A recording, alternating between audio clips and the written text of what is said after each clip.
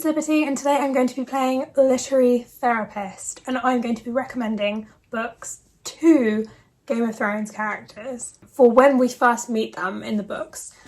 So there are dead and alive characters in here too. If you like this, do give it a thumbs up, and I make videos all about books, history, personality, TV, music, everything, so do check them out if you want. I'm going to shut up and get straight into it. And I'm going to be starting off with Daenerys Targaryen, one of the last surviving members of House Targaryen who were the previous ruling dynasty. Her aims to become the queen changed from what she was like at the start of the novels. I would recommend to her Three Dark Crowns by Kendara Blake. This is a YA fantasy series. It's set in a world where a queen will give birth every generation to triplets, and they are sort of separated as children, brought up with different sort of factions. When they are 18 years old, they will fight it out and kill each other, and the last one left standing will become the queen. They all have powers. Catherine is apparently able to withstand large amounts of poison. Arsenault is brought up by the naturalist faction, and there the powers are very much in communion with nature, so people can grow flowers and have special bonds with animals, that kind of thing. And Mirabella is an elemental, and she has particular affinity for fire. The series starts with them coming of age and meeting each other for the first time, and all of the sort of ceremonial stuff that comes along with the beginning of the contest. Whether she likes it or not, Dany is a contender for the throne of Westeros, and if her brother has anything to say about it, they're going to take it back. This series will sort of show Dany the realities of the kinds of conflicts she's going to get into, and the outmaneuvering she's going to need to do in order to stay alive, stay true to herself, and to take her family's throne back. Tyrion Lannister is the second character I'm recommending a book for, and he is the son of the most powerful man in the kingdom.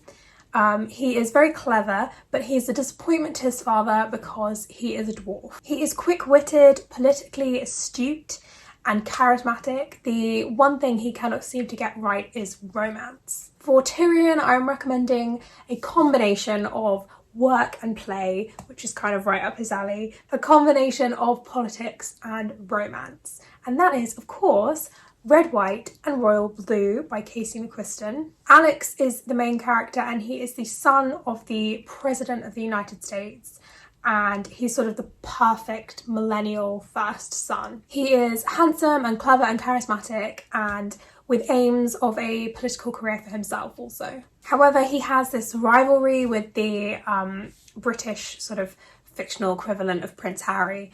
The tabloids get a hold of a picture of the two of them fighting in order to not damage sort of American-British relations and PR and all that stuff. The two are forced to sort of fake a friendship. But as they get to know each other, Alex starts questioning everything he thought he knew about this Prince Henry and also about himself. I feel like Tyrion would have great advice for Alex's mother also, as we follow her sort of bid for re-election for her presidential campaign. And also he would enjoy this romance too. I think him and Alex actually have quite a lot in common. My next character is Brienne of Tarth. And Brienne is very tall, not considered to be a beauty. She leaves her family, she goes off to find a lord to serve and to use her skills, because she's an amazing fighter, and to go and prove herself. I'm recommending her a book where the main character does a similar thing. It is Pirates by Celia Reese. Now, the main character is Nancy Kington, and she is the daughter of a rich merchant. Suddenly her father dies though, and she has to go and live on her family's plantation. She sees the way that her family has slaves and the way the slaves are treated. She finds that absolutely abhorrent. At the thought of her being married off, she runs away with Minerva, who was one of the slaves on the plantation, and they go and join a band of pirates. They want adventure, they want a new life, they want a place in the world where they will be treated the same as any man and as the same as each other. Both Nancy and Brienne refuse to live a life where they are just pawns, where they're just going to be married off. They want freedom to make their own choices, and I think Brienne would enjoy this story a lot. So, Joffrey Baratheon now, the result of twincest between Cersei Lannister, the Queen, and Jaime Lannister. He is also the heir to Robert Baratheon, who is the king at the start of these novels. He is a little Caligula, essentially. Frankly, he needs to learn what happens to people who are cruel and monstrous. So I'm going to recommend a book that shows him just that. Dracula by Bram Stoker is narrated by Jonathan Harker. He goes to Transylvania to meet Count Dracula to sort of finalise the sale of this property in the UK. He is very traumatised by what he experiences at Dracula's castle and barely makes it back to England. When the Count comes to claim his property in England though, Jonathan realises that there are plans to endanger even more people, and he gets together with a group of his friends, acquaintances, and they plan to take him down. This includes Jonathan's fiancée Mina and legendary vampire hunter Van Helsing. I want to terrify Joffrey with potentially what could happen to him. Next up is Arya Stark. Now, Arya Stark is the youngest daughter of Ned Stark, the Warden of the North. She doesn't want to be a lady. She wants to fight with a sword instead. She wants to have adventures. She goes against the gender norms of Westerosi society and carves out her own path. I am going to recommend a fantasy adventure for Arya to enjoy with a character very much like herself. I'm recommending the Darker Shade of Magic series by V.E. Schwab. In a world where there are multiple parallel Londons with various amounts of magic in them, we have two heroes, and Kell is the son of the royal family of Red London with a fair bit of magic. He has magic himself, and he's a sort of ambassador. He goes to the other different Londons. And while he's in Grey London, which is a sort of our world without magic, he meets Lila Bard, who is our other main character. Lila Bard gives me major Arya Stark vibes. She is a orphan, she's a pickpocket, and she is also very much a tomboy who is sort of making her own way in the world. These two characters meeting, it's a chance encounter, and it sort of pushes Lila into a world that she never would have thought that she would be part of. She has all sorts of new experiences and is going to help to save the world. Next up is Oberyn Martell, and Oberyn Martell is the brother of the ruler of Dorne, which is one of the Seven Kingdoms, and he is fun-loving, reckless, fierce, unpredictable. He has travelled all around the known world and he likes a good time, so I'm going to give him one to read. The Gentleman's Guide to Vice and Virtue by Mackenzie Lee centres around Lord Henry Montague, or Monty as he's known, and he is off on a grand tour of Europe with his sister and his best friend Percy, who he's kind of secretly in love with. We're in the 18th century. Monty is kind of a rogue. He is not a very good son, according to his father, and he wants him to sort of buckle down and help to run the family estates and run everything. And so he sees this as very much a last hurrah before he has to, settle down and get on with the life that his father has chosen for him. However, while they're on this grand tour, things take a turn. They sort of end up embroiled in this huge conflict and have to try and extricate themselves. It's witty, funny, romantic, very much like Oberyn himself. Next up is Jon Snow. Growing up as a bastard in Winterfell, where his father is the Warden of the North, he is sort of determined to do good in the world and prove himself. For Jon Snow, I'm recommending an epic fantasy series with a bastard at its centre. So I'm recommending the Far-Seer trilogy by Robin Hobb. Now, the main character is Fitz. I love this series. I've talked about it a lot, I think, maybe too much. Now, Fitz is the bastard of the heir to the throne of this sort of fantasy kingdom of the Six Duchies.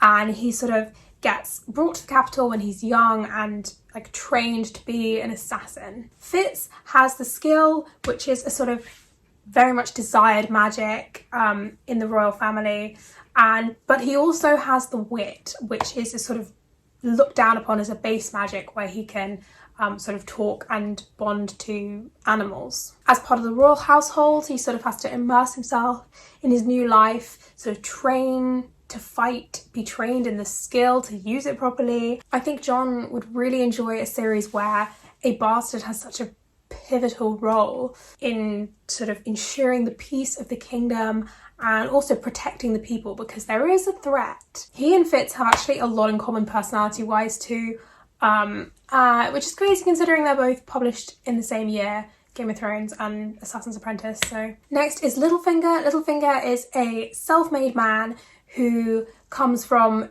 a very sort of not rich family and finds himself in one of the most powerful families, and he manages to work his way up to being a royal councillor with several businesses too. Now for Littlefinger, I'm recommending a book which is somewhat of a cautionary tale. Littlefinger wants power, he wants influence, but he needs to watch out for himself. He's not noble. He doesn't have the protections that noble people have. I'm recommending the Wolf Hall trilogy by Henry Mantell, which is focusing all on Thomas Cromwell, who is one of Henry VIII's sort of chief ministers. It's very likely that Littlefinger was based on Cromwell.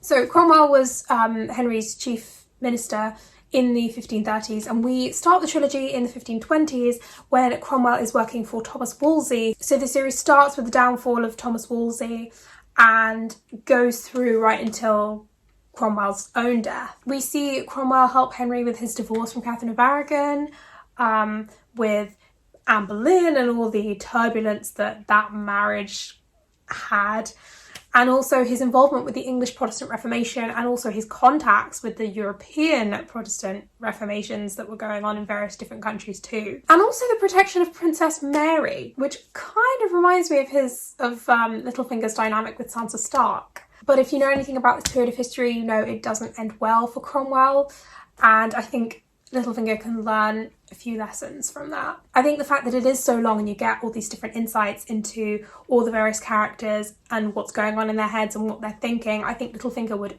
love that. I think he loves getting inside people's heads, knowing their weaknesses and how they tick in order to destroy them. He would soak that all up. Next is Ned Stark. Ned Stark is the honourable patriarch of House Stark and Warden of the North. He is just and loyal and traditional. He needs to open his mind to new possibilities.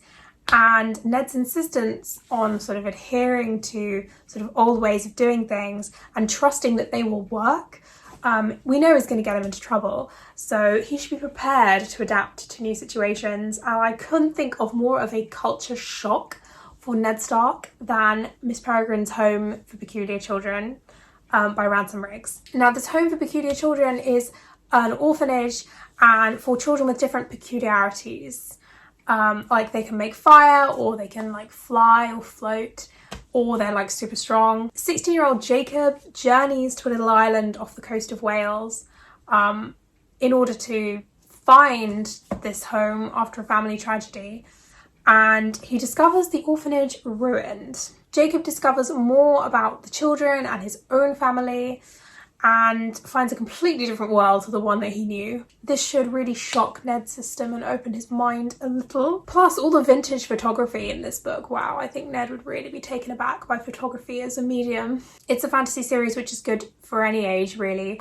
I know the film very much geared it towards sort of younger viewers, but the books are very much catered to adults as well. And it's a series, so if he enjoys it, there's plenty more where that came from. My final recommendation is for Cersei Lannister. She is the ambitious Queen Consort of Westeros. I am going to recommend for Cersei a tale about a family very much like her own, rich, powerful, and full of dirty tricks. That is In the Name of the Family by Sarah Dunnant. Did I say that right? I hope so. I actually didn't realise this book was the second book in a duology when I read it. And I mean, it didn't affect me, so. The first one is called Blood and Beauty. The second one really focuses on a particular character. I think Cersei would resonate with her a lot. It is all about the Borgia family, who were a very rich and powerful family of Spanish origins, who rose to be political and religious behemoths with popes and noblemen in their ranks. The Lannisters are very much reminiscent of the Borgias.